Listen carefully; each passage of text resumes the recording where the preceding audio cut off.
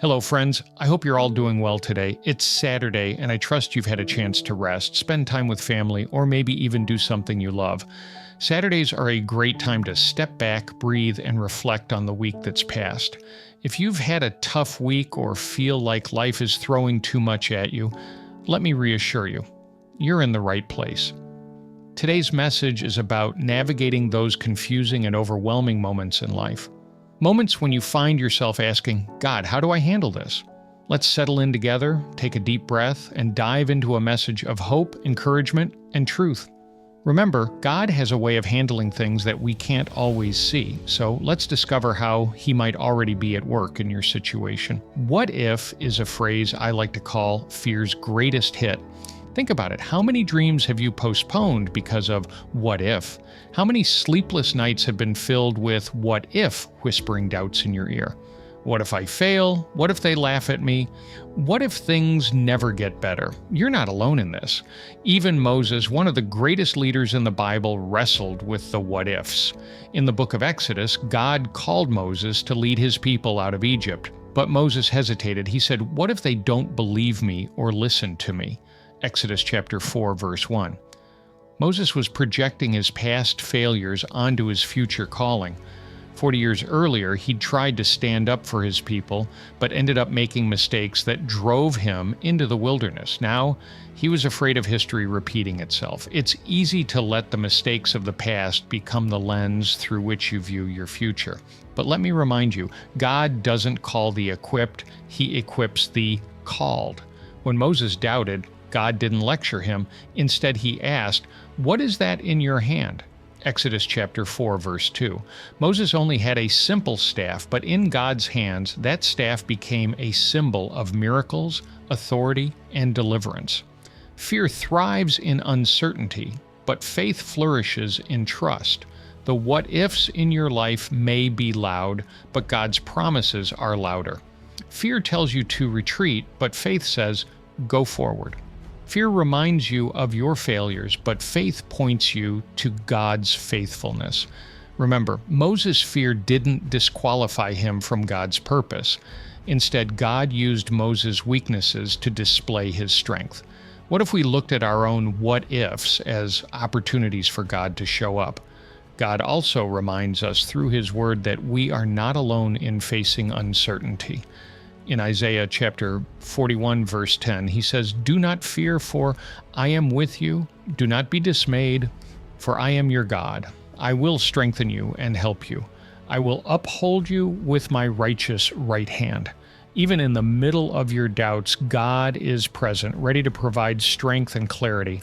The next time what if arises, counter it with the truth of who God is and the promises He has made. Sometimes we underestimate what God has already placed in our hands. You might feel ill-equipped for the challenges you're facing, but let me tell you this, what you have is what you need. God has already provided the tools, resources, and wisdom for the season you're in.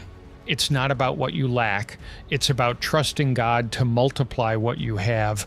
Remember the story of the widow in 2 Kings chapter 4? She came to the prophet Elisha, desperate and in debt.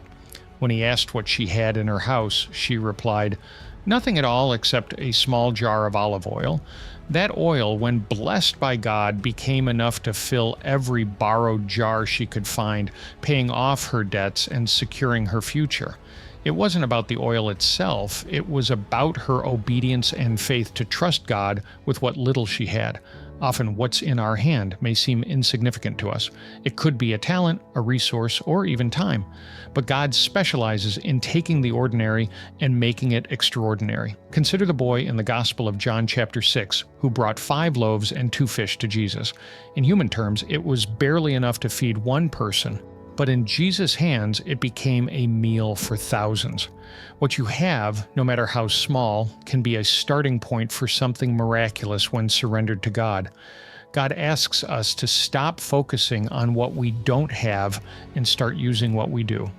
What's in your hand might be the ability to encourage others, a willingness to serve, or even a story of struggle and triumph that can inspire someone else.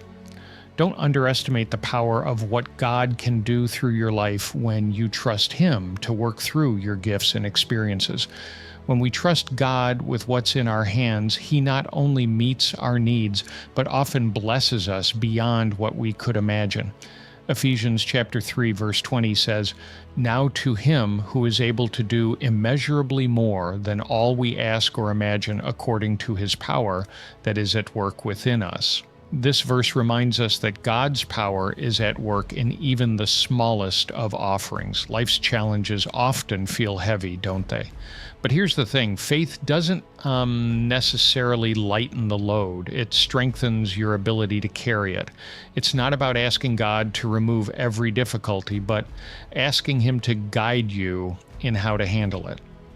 Philippians chapter 4, verse 13 reminds us, "I can do all things through Christ who strengthens me." Notice it doesn't say, "Christ will do everything for me." Instead, it promises His strength will empower you to handle whatever comes your way. Think about someone like John Bunyan, the author of The Pilgrim's Progress, and a devout Christian who endured great hardship for his faith. Bunyan was imprisoned for preaching the gospel without the approval of the Church of England. During his time in prison, he could have given in to despair, but instead he used his confinement as an opportunity to write.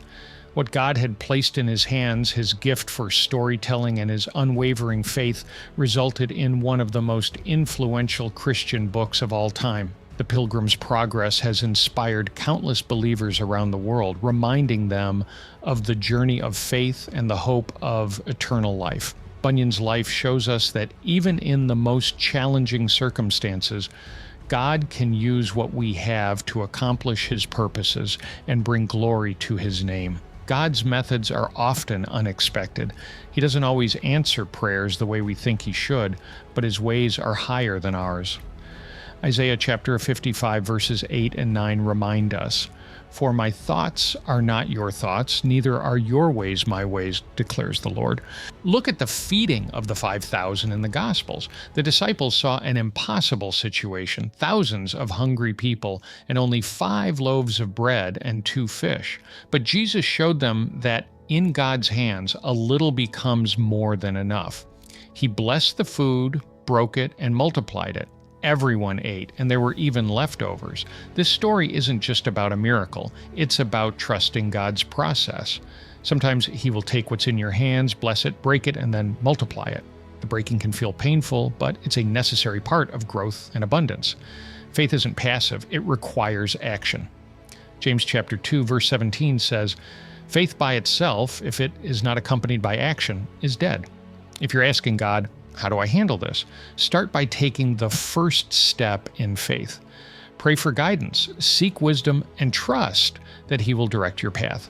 Think about George Washington Carver, a devout Christian and scientist who revolutionized agriculture in the United States. He often prayed for God's wisdom and credited the Lord with his innovative ideas. Carver didn't let limited resources or societal challenges stop him. He trusted God and used his God-given talents to create solutions. There are times when God seems silent, and those moments can be the most challenging of all. When you're praying, waiting, and still don't see any signs of change, it's easy to wonder if God is listening. But let me encourage you. Silence doesn't mean absence. Psalm chapter 46, verse 10 says, "Be still and know that I am God." Sometimes God uses silence to strengthen your faith and teach you to rely on Him completely. Think about the story of Joshua and the walls of Jericho. For 6 days, the Israelites marched around the city in silence, following God's unusual instructions. They didn't see immediate results, but their obedience led to a miraculous victory on the 7th day. Trusting God often means walking in faith, even when you don't understand His timing. One of the hardest parts of faith is learning to let go. We like to be in control, to fix things ourselves, and to have all the answers. But Proverbs chapter 3, verses 5 and 6 remind us, "Trust in the Lord with all your heart and lean not on your own understanding. In all your ways submit to Him, and He will make your paths straight." Letting go doesn't mean giving up. It means surrendering your plans to God's greater purpose. Take inspiration from Corrie ten Boom, who once said, "Never be afraid to trust an unknown future to a known God." Her life, marked by incredible faith during the darkest times of World War II, reminds us that true peace comes from trusting God, not our circumstances. When you release your grip and place your situation in His hands, you make room for His power to work. Friends, whatever you're facing today, know this: God sees you. He hears your prayers, and He is already at work in ways you might not even recognize. He has equipped you with everything you need to handle your situation, and He promises to walk with you every step of the way. As it says in 1 Peter chapter 5, verse 7, "Cast all your anxiety on Him because He cares for you." So take a moment right now to surrender your worries to God. Trust Him to guide you and use what's in your hand.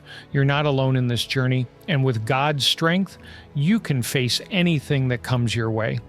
If this message has encouraged you, I'd love to hear your thoughts in the comments. Don't forget to like, share, and subscribe to the channel for more uplifting content. Have a wonderful day, and God bless you.